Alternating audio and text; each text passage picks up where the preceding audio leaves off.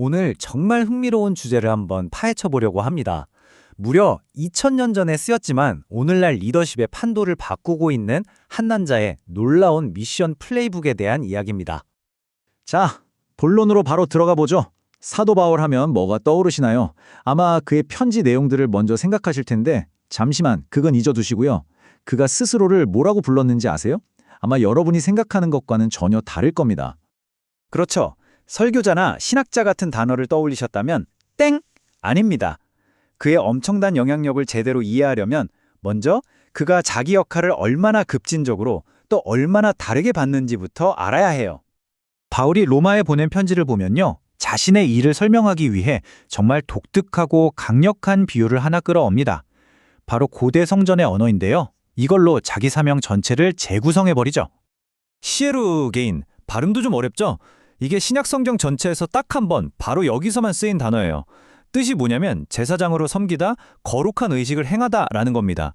바울은 자기 일을 그냥 가르치는 걸로 본 게 아니라 제사장의 임무를 수행하는 걸로 봤다는 거죠. 근데 잠깐, 성전은 어디 있고 제물은 또 뭐죠? 자, 이 표를 보시면 그 개념이 확 와닿으실 거예요. 바울은 제사장의 개념을 완전히 뒤집어 엎었습니다. 그의 성전은 예루살렘에 있는 돌 건물이 아니었어요. 로마 제국 전체, 세상의 모든 거리가 바로 그의 성전이었습니다. 그럼 제물은요? 양이나 황소가 아니라 그의 메시지를 듣고 변화된 사람들의 삶 그 자체였던 거죠. 정말 혁명적인 생각 아닌가요? 이게 그냥 2000년 전의 낡은 이야기가 아닙니다. 바로 우리 이야기거든요. 우리는 흔히 거룩한 교회 일과 세속적인 직장 일을 딱 나누잖아요. 근데 바울은 그 벽을 그냥 허물어버리는 거예요. 어떤 마음가짐으로 하느냐에 따라 우리의 사무실, 작업실, 공장이 성전이 될 수 있고 우리가 하는 모든 일이 거룩한 제물이 될 수 있다는 거죠. 자, 그의 직업이 제사장이었다면 그를 움직이게 한 엔진, 즉 동기는 뭐였을까요? 여기서 또 하나의 세속적인 단어가 등장하는데 바로 야망입니다. 바울은 이 야망이라는 개념을 가져와서 완전히 새로운 목적을 부여합니다. 필로티미아, 사랑과 명예를 합친 말인데요. 쉽게 말해 성취하고 인정받고 싶은 열망, 즉 야망을 뜻합니다. 바울은 이걸 숨기지 않아요. 솔직하게 자기는 야망가라고 말하는 셈이죠. 하지만 결정적인 차이가 있습니다. 그의 야망이 향하는 대상이 세상의 야망과는 완전히 달랐다는 거예요. 핵심은 바로 이겁니다. 세상의 야망은 보통 어떻죠? 이미 성공한 곳에 가서 더 크게 만들고 남의 것을 뺏어서라도 시장 점유율을 높이려고 하잖아요. 자기 이름을 내고요. 근데 바울의 야망은 정반대였어요. 남이 닦아놓은 길은 가지 않는다는 거죠. 아무도 가지 않은 곳, 그리스도 이름이 한 번도 불린 적 없는 완전한 미개척지로만 향했습니다. 신학자 존 파이퍼가 이 개념을 정말 멋지게 표현했어요. 인생을 해변에서 그냥 조개 껍데기나 줍다가 끝내는 건 비극이라는 거죠.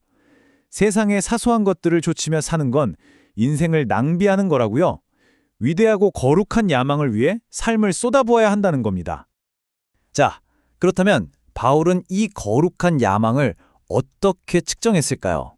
놀랍게도 그는 아주 구체적인 지도를 가지고 있었습니다. 자신이 어디까지 왔고 더 중요하게는 아직 어디로 더 가야 하는지를 명확하게 알고 있었죠. 로마서에 보면 자기 사역에 대한 일종의 진행 보고를 하는 대목이 나와요. 예루살렘에서 일루리곤까지 복음을 다 전했다. 여기서 일루리곤은 지금의 발칸반도에 해당하는 지역인데 당시 로마 세계에서는 거의 서쪽 끝, 미개척지의 상징 같은 곳이었어요. 바울은 거기까지 딱 찍고 자, 이쪽 지역은 미션 완료라고 선언한 겁니다. 그럼 이제 질문은 우리에게로 돌아옵니다. 필요가 가장 크고 메시지가 아직 닿지 않은 곳으로 가는 것이 바울의 원칙이었다면 21세기를 사는 우리의 일루리고는 과연 어디일까요? 현대의 미개척지는 단순히 지도 위에만 존재하는 게 아닙니다. 어쩌면 더 중요할 수도 있는 새로운 미개척지들이 있죠. 바로 디지털 세계, 그리고 수많은 전문 영역들입니다. 그러니까 이런 거죠. 지리적으로 아직 복음을 듣지 못한 곳도 당연히 우리의 일루리건입니다. 그런데 한번 생각해 보세요. 수십억 명이 매일 접속하는 소셜미디어나 메타버스, AI 같은 디지털 공간은 어떨까요? 윤리적, 영적 가치관이 텅 비어있는 거대한 황무지나 다름없잖아요. AI 윤리나 생명공학, 엔터테인먼트 산업처럼 도덕적 기준이 절실한 분야들도 마찬가지고요. 이런 곳들이야말로 현대판 인류리곤인 겁니다. 자, 이 모든 이야기가 오늘 우리에게 대체 뭘 의미하는 걸까요?